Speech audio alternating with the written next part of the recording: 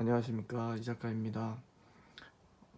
다들 너무 힘드시죠? 이게 주가가 너무 왔다 갔다 해서 심적인 안정을 찾기가 굉장히 어려우실 것 같은데 괜찮습니다. 이게 주가가 언제까지 우상향할 수는 없기 때문에 뭐 건강한 조정이 찾아왔구나 라는 그런 좀 편하게 생각을 해 주셨으면 좋겠고, 지지난주부터 계속해서 시장 기조가 약하고 좀 위험 요소가 많이 보인다라고 미리 조언을 드렸기 때문에 어느 정도 영상 보신 분들께서는 현금화를 해 두셨을 거라고 이렇게 기대를 하고 있습니다. 저 같은 경우도 근데 마찬가지로 요번 같은 경우는 오늘 아침까지 해서 한 60% 정도밖에는 현금화를 하지 못했습니다. 그래서 지금 8월 들어서는 제 기억에 아마 처음인 것 같은데 저도 마이너스 계좌를 타게 됐습니다. 그 LG화학 같은 경우는 제가 관심 분야로 두고 있던 종목이 아니어서 기업 정보나 뭐 이런 어떤 위기 상황에 대한 그런 정보를 가지고 있지 않았기 때문에 저도 뭐 갑작스럽게 이렇게 폭탄을 맞았는데요.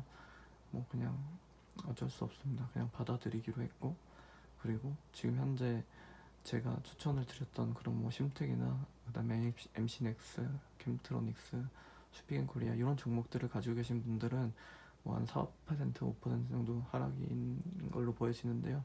이 정도는 뭐 크게 걱정하실 필요가 없습니다. 어차피 시장 기조가 다시 좀 건강해지고 그리고 추세가 전환이 되면 한 5% 정도는 하루만 해도 고개를 들기 때문에 그렇게 큰 걱정 안 하셔도 될 것 같습니다.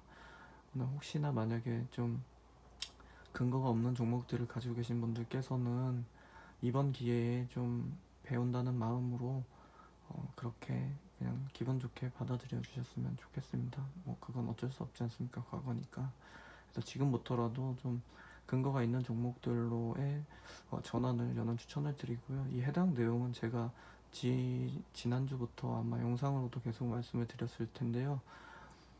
그 크게 보면 지금 2차 전지도 마찬가지겠지만 빅, 그러니까 바이오, 배터리, 인터넷 게임에 포함되는 모든 종목들이 사실은 프리미엄이 굉장히 많이 붙어 있습니다. 그래서 그 종목들도 마찬가지지만 뭐 그 종목들 말고도 또 여러 가지 근거 없이 그냥 기대감만으로도 프리미엄이 크게 붙었던 종목들은 지금 시점에서는 좀 위험하다고 저는 보고 있습니다. 가령 뭐 한 10년, 12년 전이죠. 그때 한 2008년도 금융위기 때 미증시와 국내 증시가 크게 조정을 받은 적이 있었는데요. 그 후에 2010년도에 차화정 랠리 한번 검색을 해보십시오. 이 차화정 랠리라는 게 한번 있었습니다.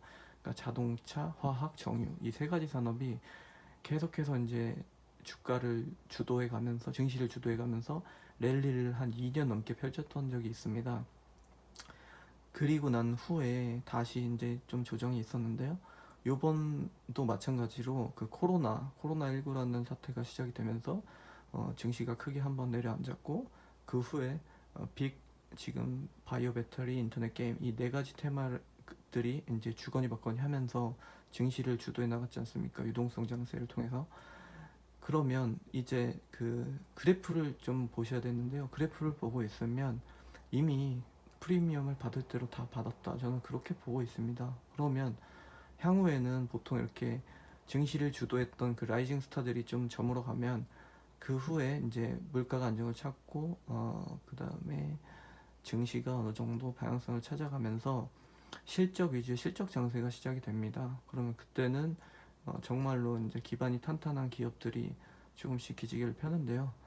그 시점을 저는 한 연말 이후로 보고 있었고, 그래서 지금 정도 시점에서는 그 프리미엄을 받았던 종목들에 대해서 차익 실현을 좀 하고 상대적으로 좀 안정감이 느껴지는 종목들로의 전환을 해두면 이런 조정도 마찬가지겠지만 향후에 어떤 조정이 와도 좀 안정적으로 대비를 할 수 있지 않을까 하는 생각에서 제가 지지난주부터 이렇게 조언을 드렸었는데 그게 생각보다 좀 빨리 찾아왔습니다. 이게 LG화학이 시발점이 돼서 저는 터졌다고 보고 있고 좋은 핑계거리가 됐죠.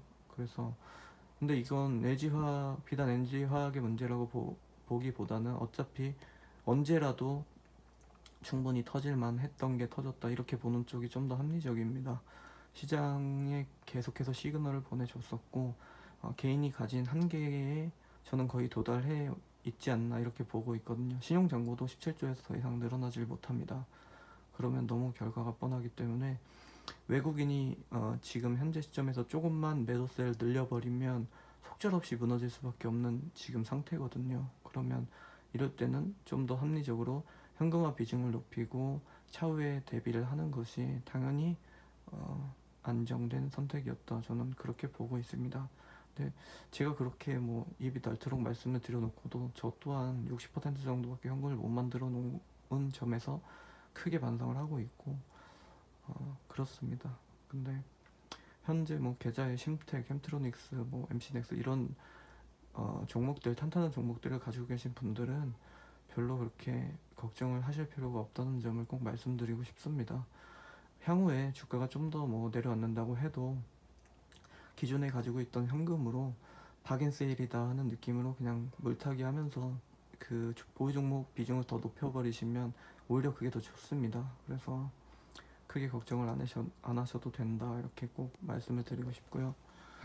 그리고 앞으로는 방향성, 제가 보는 방향성은 좀 전에 말씀드렸듯이 실적 장세로의 전환이 이루어질 것으로 보고 있기 때문에 그렇다면 이제 어떤 종목들에 대해서 장기 투자를 들어갈 것이냐 하는 점을 봐야 되는데, 지금 이제 삼성전자가 뭐 3분기 스마트폰 관련해서 어닝 서프라이즈가 기대된다라는 리포트들이 많이 나오고 있고, 뭐 퀀텀 점프다, 그리고 5G 장비도 마찬가지로 그 버라이즌의 수출 계약이 떴죠. 그리고 반도체도 마찬가지, 뭐 파운드리 전반적으로 좋은 호재거리가 너무 많이 남아 있습니다. 삼성전자 그 모든 것들이 삼성그룹과 연결고리가 형성이 되어 있는데요.